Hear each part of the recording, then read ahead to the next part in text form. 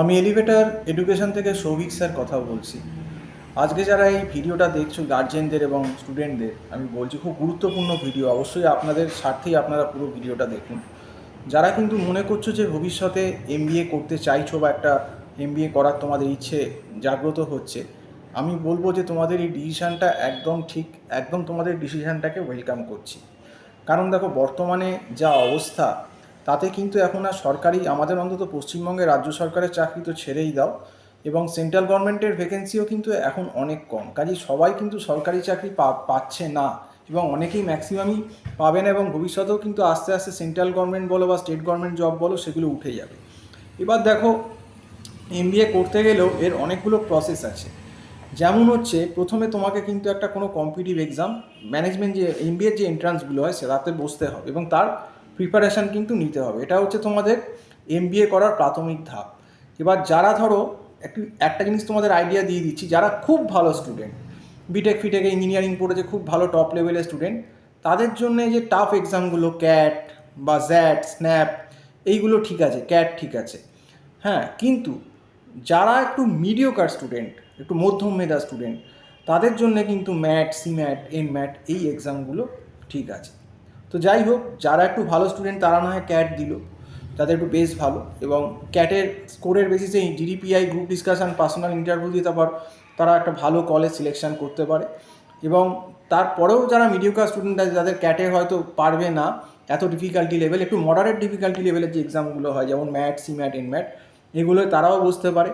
তারা বসেও কিন্তু বিভিন্ন কলেজে অ্যাডমিশান নিতে পারে আমাদের ওয়েস্ট বেঙ্গলে, যদি ওয়েস্ট বেঙ্গলের ভেতর থেকে করতে চান। এবং যদি বাইরে থেকে করতে চান, সেখান থেকেও তারা ম্যাট, এনম্যাট, সিম্যাট দিয়ে করতে চান। এগুলো সবই অল ইন্ডিয়া বেস্ট পরীক্ষা যেগুলো বলছি। কাজেই প্রথম ধাপ হচ্ছে কিন্তু আপনাকে একটা কম্পিটিটিভ এক্সাম দেওয়াতে হবে ছেলে বা মেয়েকে। সেটা কম্পিটিটিভ এক্সাম ছাড়া কিন্তু এমবিএতে ভর্তি করাবেন না, সেখানে কিন্তু গোলমাল হয়ে যাবে। কারণ এই ইনস্টিটিউটগুলো অনেকেই বলে না, অনেকেই আপনাকে বলবেন যে ম্যানেজমেন্টে এআইসিটিই লাগে না, টেকনিক্যাল কোর্সে লাগে। এটা ঠিক কথা যে টেকনিক্যাল কোর্সের জন্য এআইসিটিই, ম্যানেজমেন্টের জন্য নয়। কিন্তু ব্যাপারটা হচ্ছে, দেখবেন তা সত্ত্বেও আমি অনেক জায়গায় বাস্তব অভিজ্ঞতা থেকে বলছি, অনেকেই দেখেছি বড় কোম্পানি যারা এমএনসি আছে তারা কিন্তু এই ম্যানেজমেন্টের ক্ষেত্রেও, মানে এমবিএর ক্ষেত্রেও এআইসিটিটা চায়। দেখবেন কোল ইন্ডিয়ার বিজ্ঞাপন বেরোয়, full time AICTE approve MBA চাইছে, ইউজিসি রেকগনাইজড। তার মানে এআইসিটি যে থাকবে না, সে আর ওই সেন্ট্রাল গভর্নমেন্টের জবও অ্যাপ্লাই করতে পারবে না। আবার বড় বড় কোম্পানি আছে, তারা কিন্তু এমবিএতেও এআইসিটি চায়, এআইসিটি অ্যাপ্রুভাল আছে কিনা, ইউজিসি প্লাস এআইসিটি অ্যাপ্রুভাল। তো সেক্ষেত্রে কিন্তু এআইসিটি অ্যাপ্রুভালটা এমবিএর ক্ষেত্রেও কিন্তু গুরুত্বপূর্ণ। এইটা হচ্ছে স্টেপ।